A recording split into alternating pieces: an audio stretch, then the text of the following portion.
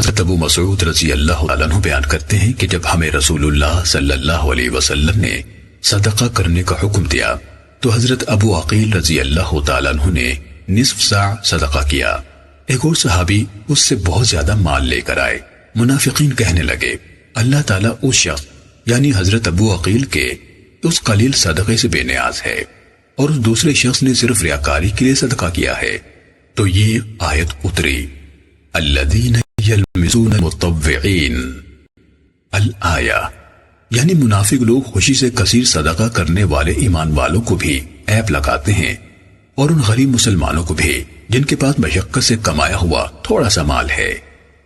سنن نسائی حدیث نمبر 2531۔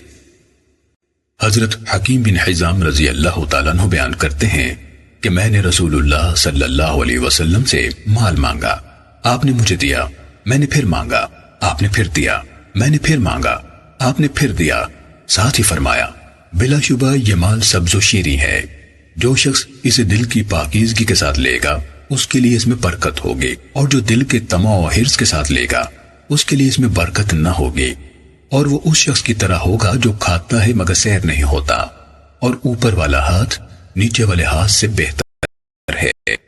سنن نسائی حدیث نمبر 2532۔ حضرت طارق محاربی رضی اللہ تعالیٰ عنہ سے مروی ہے کہ ہم مدینہ منورہ آئے تو رسول اللہ صلی اللہ علیہ وسلم ممبر پر کھڑے لوگوں سے خطاب فرما رہے تھے۔ آپ فرما رہے تھے دینے والے کا ہاتھ اونچا ہوتا ہے، اور سب سے پہلے تو اسے دے جس کا تو ذمہ دار ہے، اپنی ماں کو دے، اپنے باپ کو دے، اپنی بہن کو دے، اپنے بھائی کو دے، پھر اپنے قریبی رشتہ دار کو دے، پھر اپنے پڑوسی کو دے۔ یہ حدیث مختصر ہے۔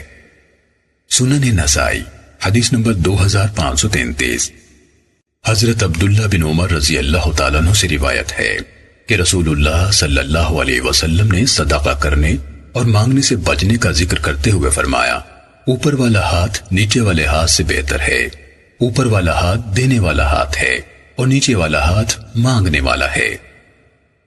سنن نسائی حدیث نمبر 2534۔ حضرت ابو ہریرہ رضی اللہ تعالیٰ عنہ سے روایت ہے رسول اللہ صلی اللہ علیہ وسلم نے فرمایا بہترین صدقہ وہ ہے جس کے بعد بھی صدقہ کرنے والا غنی رہے، اور اوپر والا ہاتھ نیچے والے ہاتھ سے بہتر ہے، اور سب سے پہلے اسے دے جس کا تو ذمہ دار ہے۔ سنن نسائی حدیث نمبر 2535۔